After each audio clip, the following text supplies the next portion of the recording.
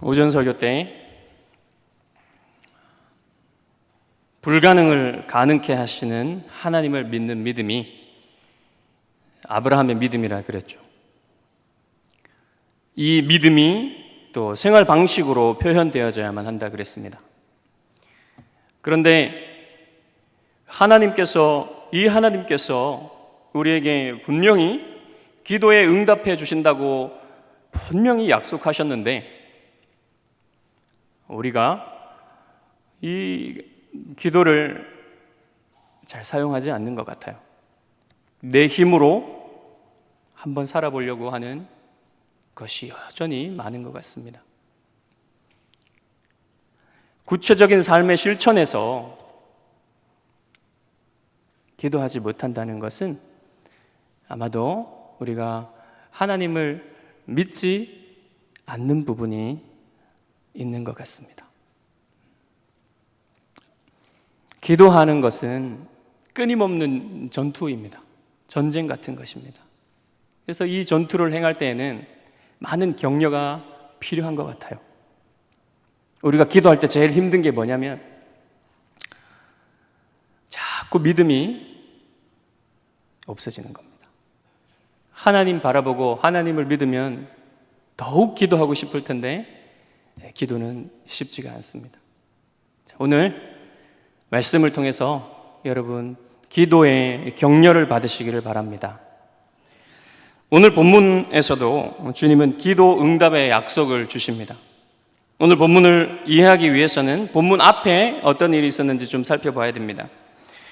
우리로 치면 종려주일에 예수님이 나귀를 타고 예루살렘에 들어가셔서 성전에 들어가셔서 그날은 성전을 둘러보기만 하시고 살펴보기만 하시고 저녁이 되어서 베다니로 가셨습니다. 숙박하시러.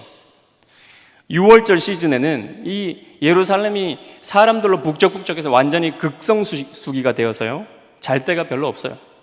그래서 예수님 아마도 예루살렘에 잘 데가 없으니까 베다니로 건너가서 주무신 것 같아요. 그래서 다음날 다시 예루살렘으로 오시는데 배가 고프십니다. 그래서 저 앞에 보니까 잎이 무성한 무화과 나무가 있어요. 그래서 저기에 열매가 있을 것을 기대하고 가셨는데 아무것도 없습니다. 그래서 예수님이 영원히 사람들이 너에게서 열매를 따먹지 못하게 될 것인데 저주를 하셨어요. 그 저주하시는 걸 제자들이 들었습니다. 그런데 마가는 이때가 무화과의 때가 아니라고 말합니다. 그리고 나서 예수님이 성전에 들어가셔서 지금 월요일 날 얘기입니다. 월요일 날 성전에 들어가셔서 성전을 청결케 하시죠. 매매하는 자들에게 진노하시고 내쫓으시고 환전하는 자들에게 진노를 퍼부으시고 그 다음에 비둘기 파는 자들의 상을 엎으시고 이렇게 해서 성전 안에서 매매를 못하게 금지를 하셨습니다.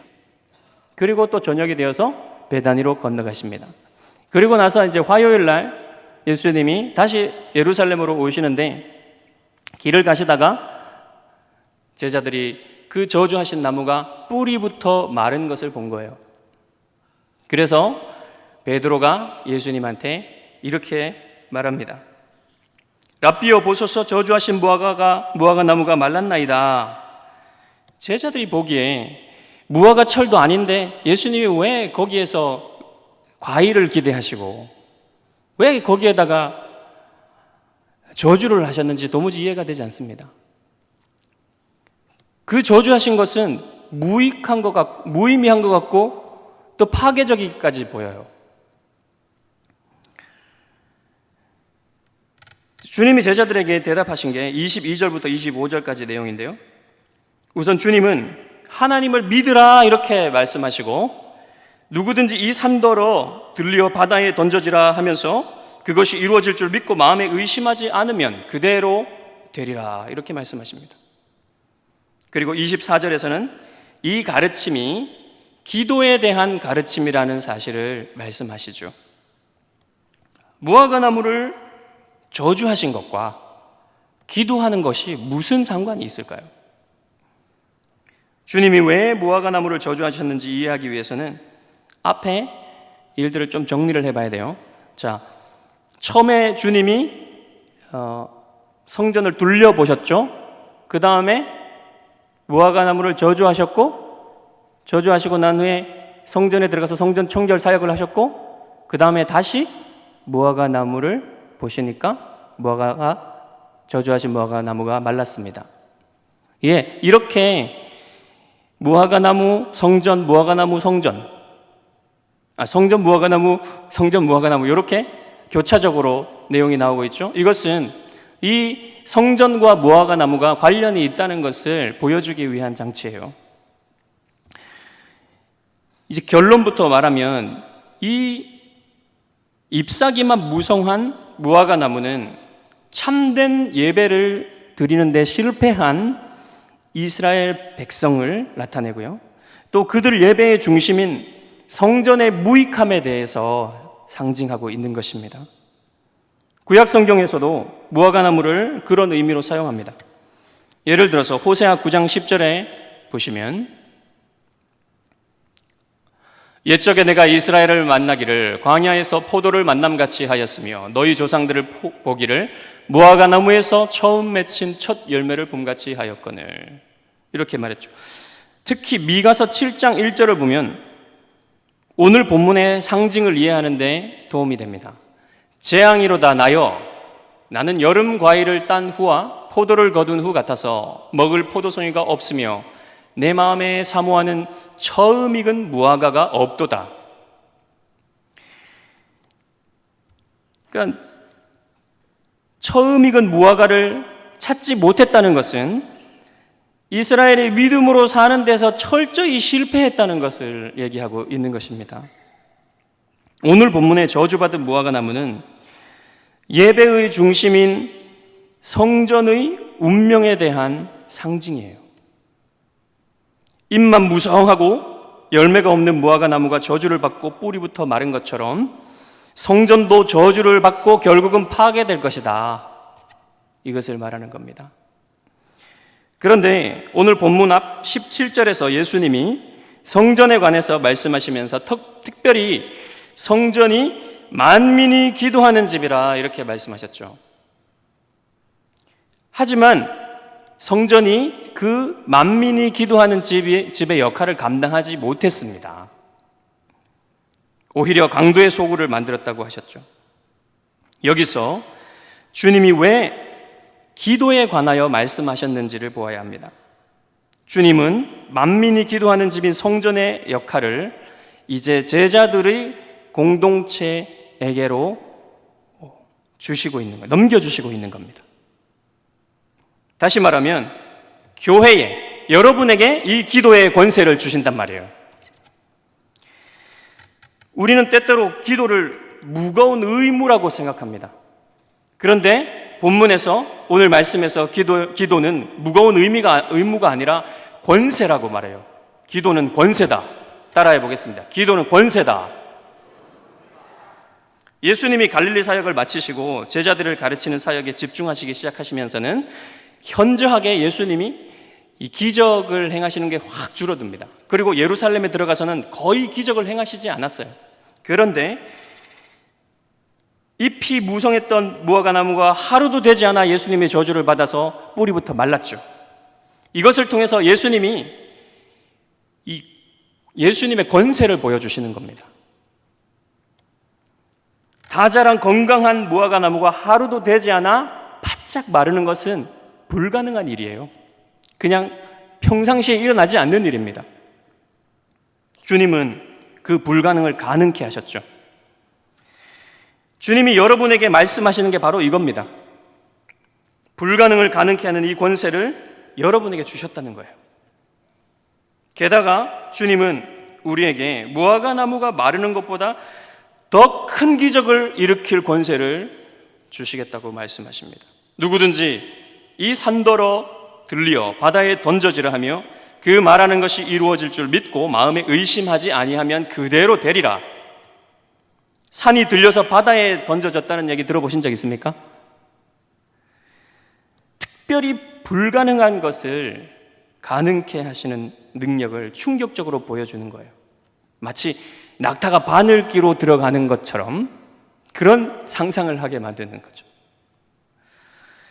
여러분이 이 마가복음을 처음 들은 사람들이 누구입니까, 여러분?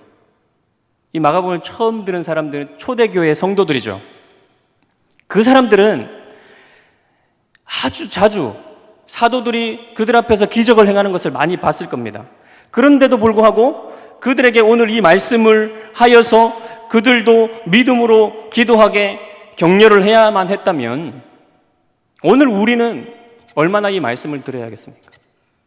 그들도 하나님을 믿는 것이 쉽지가 않아요. 이 하나님이 주신 권세를 믿고 기도하는 것이 쉽지가 않다는 것입니다. 그러니까 우리도 이 권세를 사용하는 데 있어서 어려움이 있다는 것이죠. 그래서 주님은 이것을 지금 우리에게 계속해서 말씀하고 또 이 권세를 사용할 수 있도록 우리를 격려하고 계신 것입니다. 교회는 무엇이든 주의 뜻대로 구하면 시행하시겠다는 약속을 받았습니다. 요한 1서 5장 14, 15절에서 사도 요한이 이렇게 말합니다. 그를 향하여 우리가 가진 바 담대함이 이것이니 그의 뜻대로 무엇을 구하면 들으심이라. 우리가 무엇이든지 구하는 바를 들으시는 줄을 안즉 우리가 그에게 구한 그것을 얻은 줄을 또한 아느니라. 교회가 한 마음으로 기도하여 하나님의 기적을 체험하는 일이 얼마나 신나는 일입니까? 사도행전 12장에 보면 헤롯 왕이 야고보를 죽이고 베드로까지 감옥에 가둬서 손에 착고를 채워가지고 또 이 경비병을 세워서 이렇게 지키고 있었습니다. 그때 교회는 베드로를 위해서 간절히 기도했습니다. 그때 갑자기 천사가 감옥에 나타나서 자고 있던 베드로를 깨울 때에 손에 착고가 풀리고 옥문이 열리고 경비병들을 지나가고 성문이 열려서 기도하는 마가 다락방에까지 갔는데, 그 집에까지 갔는데 갈 때 베드로도 하도 믿겨지지가 않아서 이게 환상인 줄 생각했습니다. 베드로가 문을 두드리니까 로데라는 여자아이가 와서 베드로의 음성을 듣고는 가서 얘기를 했는데 이 여자아이가 미쳤나 이렇게 생각했어요. 근데 베드로가 다 설명을 해주고 나자 이 사람들이 믿었죠.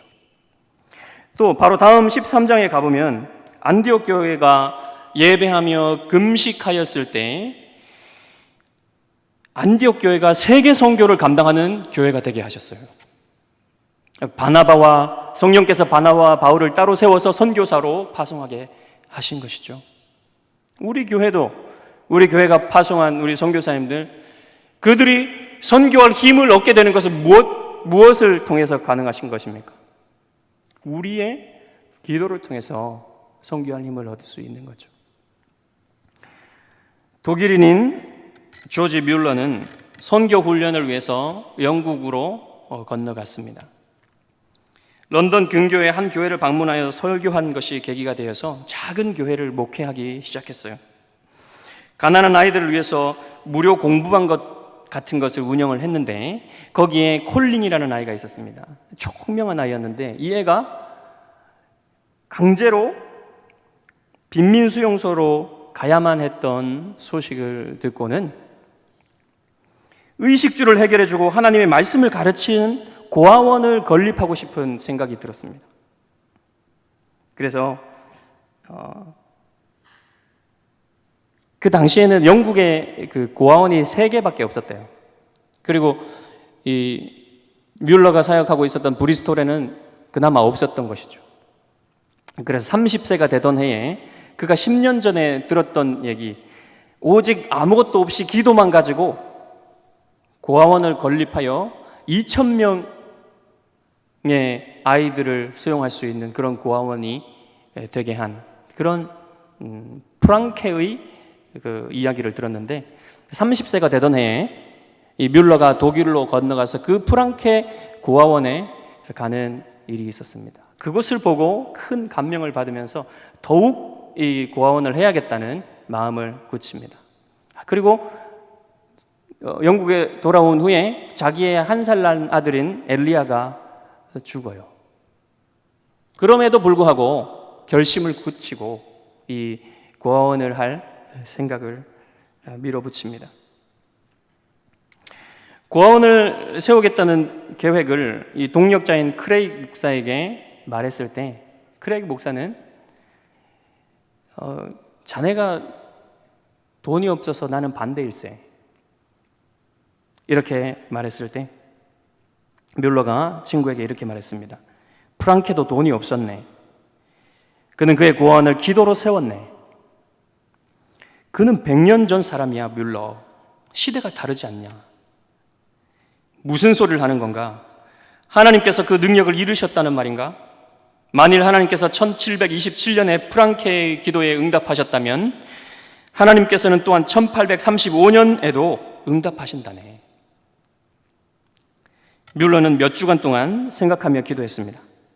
하나님, 제가 일을 시작하기 위해서는 1,000파운드가 필요합니다. 저는 30명의 어린이들을 위해 충분히 큰 집이 필요합니다. 저의 직원들로는 어린이들을 좋아하며 어린이들을 다룰 줄 알며 그들을 위해 음식을 만들 줄 아는 그리스도인들이 적어도 3-4명은 필요합니다. 또한 어린이들의 옷과 침구, 식기들이 필요합니다. 저는 하나님께서 이 모든 일을 하실 수 있음을 믿사오며 이 일을 온전히 하나님의 손에 맡겨드립니다. 이렇게 날마다 기도한 후 이런 기도를 하는 자신이 너무 뻔뻔한 게 아닌지 생각을 했습니다. 그러나 내 입을 넓게 열라 내가 채우리라는 시편 81편 10절 말씀을 읽고서 너무나 똑똑히 들려주시는 하나님의 응답에 기뻐서 크게 웃었답니다. 그래서 교회 교인들에게 뮬러가 자신의 계획을 광고했을 때 교인들은 실현 불가능하다, 허세다, 너무 이상적이다 하며 냉소했답니다. 하지만 10실링의 헌금을 하고 무보수로 일하겠다는 부인이 나타났습니다. 그런데 아내 메리는 반신반의했어요. 다음 날 크리스찬 부부에게서 고아원에서 무보수로 봉사하겠으며 모든 가구를 고아원에 기부하겠다는 편지가 왔어요. 또 어떤 사람은 식기들을 주고 갔습니다. 발표 하루 만에 조력자 3명과 가구와 10실링, 식기들이 들어오는 것을 보고 아내 메리가 하나님이 하시는 것임을 믿고 기쁨으로 동력자로 이렇게 서게 되었습니다. 그리고 다음 달 브리스톨의 한 사업가가 50파운드를 헌금했고요. 아이들의 옷에 대해 기도를 하자 충분한 옷감이 들어왔습니다. 그리고 또 다른 조력자를 위해 기도하자 한 가정부가 지원했고 또 한 상인이 100파운드를 기부했습니다. 그리하여 브리스톨 윌슨 육가에 오래된 주택을 세를 들어서 들어가게 되었습니다. 그들이 기도했던 모든 것이 다 응답받았습니다. 그런데 아이들이 들어오지 않아요. 그래서 또 아이들을 보내달라고 기도했습니다. 그러니까 한 달 내에 42명의 어린이들이 신청서를 받았고 그들의 딸 루디아를 합쳐서 43명의 어린이의 책임자가 되었습니다. 그렇게 문을 연 후에 정부의 어떤 도움도 받지 않고 개인의 정기적인 어떤 후원도 받지 않고 계속해서 60년 동안 사역하는 가운데 모든 필요를 공급받았습니다. 뮬러가 사역을 시작할 때 2실링밖에 가지고 있는 게 없었답니다. 그런데 뮬러가 고백하기를 이 60년 동안 사역하는 동안 하나님께서는 수천 명의 고아들을 단 한 끼도 굶기지 않으셨습니다. 지금도 하나님은 우리 기도에 놀라운 기적으로 응답하고 계십니다. 문제는 우리가 이 놀라운 권세를 사용하지 않는다는 것입니다. 하나님은 무엇이든 하나님의 나라와 뜻을 위해 기도할 때 불가능을 가능케 하는 기적을 일으키시는 분이심을 믿으시기 바랍니다.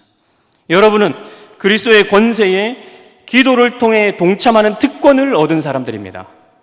여러분이 기도할 때 하나님의 영광을 위해 그리스도와 함께 일하는 것입니다. 주님은 우리가 이 기도의 권세를 사용할 때 두 가지 조건이 있다고 말씀하셨어요. 첫 번째는 하나님을 믿는 것입니다. 베드로가 저주하신 나무가 말랐나이다 라고 말했을 때 주님이 하나님을 믿으라고 말했습니다. 주님이 무슨 의도로 하나님을 믿으라고 말했을까요? 너희는 아직도 하나님을 믿지 못하고 어찌 그리 의심이 많으냐, 이렇게 책망하시는 게 아닌 것 같아요. 그리고 불가능을 가능케 하는 기적을 일으키려면 너희들에게 더 순전하고 강한 믿음이 있어야 한다, 알겠니? 이것도 아닌 것 같습니다. 주님은 제자들이 이 기도의 권세를 사용할 수 있도록 격려하고 계시는 것 같습니다. 얘들아, 나는 너희가 의심을 완전히 떨쳐버리지 못할 줄을 알고 있다. 하지만 내가 무화과 나무를 향해 말했을 때 그것이 그대로 이루어진 것을 보았지. 너희가 하나님을 믿고 명령하면 산이 들려 바다로 옮겨지는 것 같은 더 불가능해 보이는 일도 일어날 수 있단다. 너희도 내 이름으로 이 권세를 사용할 수 있어. 이런 느낌입니다. 사도들은 주님이 주신 이 권세를 문자 그대로 사용했어요. 사도행전 3장에 보면 베드로와 요한이 오후 3시쯤에 기도하러 성전에 올라갑니다.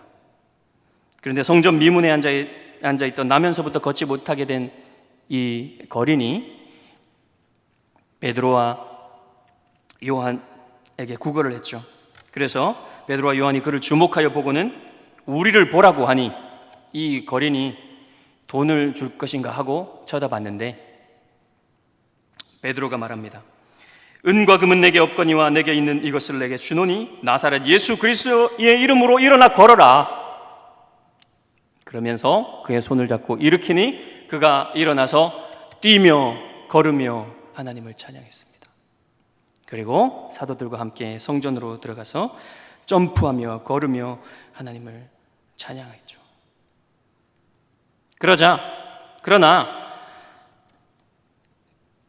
이 권세가요, 저는 특별히 사도들에게 주신 권세라고 믿습니다. 물론 치유의 은사를 받아서 사역하시는 분도 있지만 그거 모든 그리스도인들에게 다 해당되는 건 아니죠. 본문에서 주님이 우리에게 가르치려 하신 것은 사도들처럼 명령하는 것이 아니라 기도하는 것을 가르치신 겁니다. 22절과 23절은 기도에 대해 언급하지는 않지만 24절에 보시면 그러므로 라고 시작합니다. 앞의 내용에 대한 결론이에요. 그러므로 내가 너희에게 말하노니 무엇이든지 기도하고 구하는 것은 받은 줄로 믿으라. 그리하면 너희에게 그대로 되리라. 사도들처럼 특별한 권세로 기적을 행할 수는 없지만 여러분도 기도를 통해서 불가능을 가능케 하시는 하나님의 권세에 동참할 수 있습니다. 우리 중 누구도 전혀 의심 없는 믿음, 완전한 믿음이 있는 사람 없죠. 주님은 우리의 믿음에 늘 의심이 따라다니는 것을 알고 있습니다. 그럼에도 불구하고 주님은 의심과 싸우며 기도하라고 격려하고 계신 것입니다. 의심이 전혀 없어질 때까지 기도하면 안 돼. 의심이 완전히 없어지면 그때 기도해. 이렇게 말씀하시지 않는 거죠. 지금 완전히 의심을 떨쳐버릴 수 없어도 의심하는 자신을 보지 말고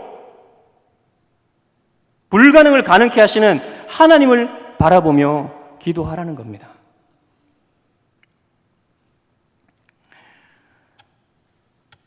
모두가 5만 번 기도 응답을 받은 조지 뮬러처럼 기도할 수는 없어요. 하지만 예수님이 기도 응답의 약속을 조지 뮬러에게만 주신 것이 아니기 때문에 여러분들도 얼마든지 기도로 하나님의 응답을 받을 수 있습니다. 예수님은 기도 응답을 약속하시면서 제자들에게 두 가지 조건을 가르쳐 주셨어요. 먼저 요한복음 15장 7절입니다. 너희가 내 안에 거하고 내 말이 너희 안에 거하며 무엇이든지 원하는 대로 구하라. 그리하면 이루리라. 또한 요한복음 16장 24절입니다. 지금까지는 너희가 내 이름으로 아무것도 구하지 아니하였으나 구하라. 그리하면 받으리니 너희 기쁨이 충만하리라. 예수님 안에 거하고 예수님의 말씀이 우리 안에 거한다는 말씀을 우리가 다 이해할 수는 없습니다. 그렇지만 분명한 것은 우리가 예수님의 뜻에 따라 순종해야만 한다. 이것은 확실해요. 그리고 우리가 예수님의 이름으로 기도해야 된다. 이거죠. 제가 이 조건이 어떤 것인지 다 설명할 수가 없습니다. 저보다 더 잘 설명해 줄 분이 있어요. 이 조지 뮬러가 응답받는 기도의 5가지 원리라는 것을 가르쳐 줍니다. 첫 번째로 뮬러는 우리가 하나님의 은총을 구할 수 있는 유일한 근거는 주 예수 그리스도의 공로와 중보에 전적으로 의지하는 것밖에 없다고 가르칩니다. 여러분의 기도가 유창하거나 여러분이 기도를 잘해서 여러분이 훌륭한 기도를 해서 예수 그리스도의 그 권세를 여러분이 사용할 수 있는 게 아니란 말입니다.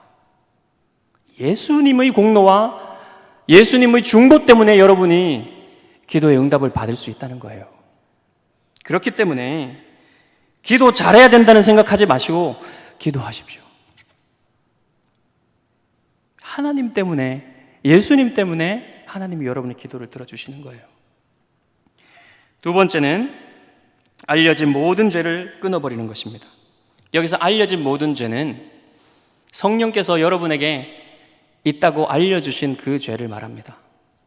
감춰진 죄는 어쩔 수가 없죠. 그렇지만 내 안에 있다고 알려진 죄, 성령께서 가르쳐 주신 죄는 그것을 붙들고 싸워야 되는 겁니다. 하나님이 우리 안에 있는 죄를 미워하시는 줄 알기 때문에 우리가 그것을 보고도 그냥 놔둔다면 우리가 하나님의 생각에 별로 관심이 없다는 뜻이 되겠죠. 그러면서 하나님과 함께하고 하나님의 응답을 받는 기쁨을 누리기 원한다면 좀 이상한 거 아닙니까? 하나님과 죄를 동시에 가까이 할 수는 없습니다. 죄의 낙을 누리든지 하나님의 응답을 받는 기쁨을 누리든지 선택을 해야 되는 것이에요. 세 번째는 하나님의 맹세에 의해 확정된 하나님의 약속의 말씀을 믿는 것입니다.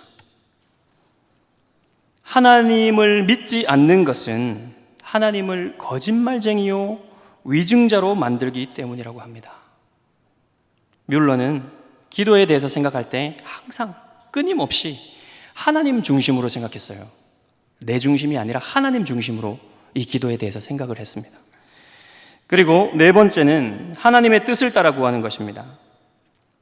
우리의 동기가 경건해야 합니다. 하나님의 어떤 선물도 우리 자신의 욕망을 채우기 위해 구해서는 안 된다. 이렇게 말합니다.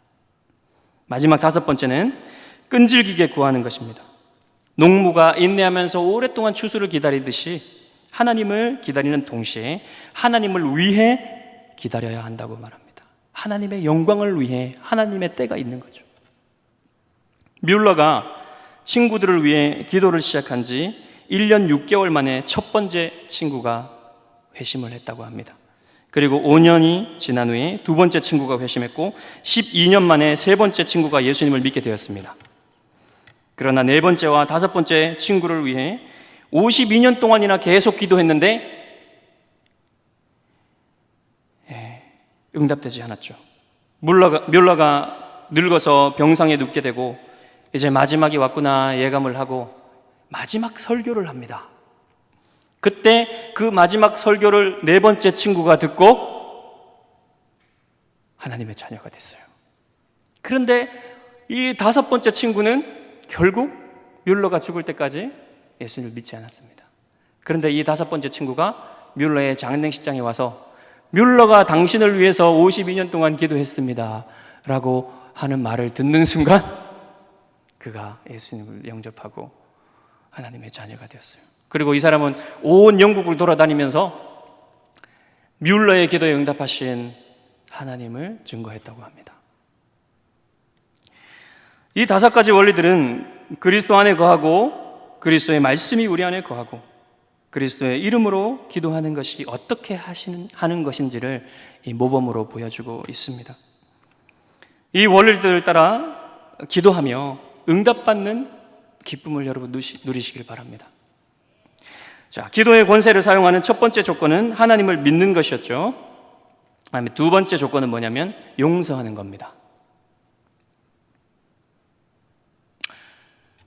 짧게 핵심만 얘기해 드리겠습니다.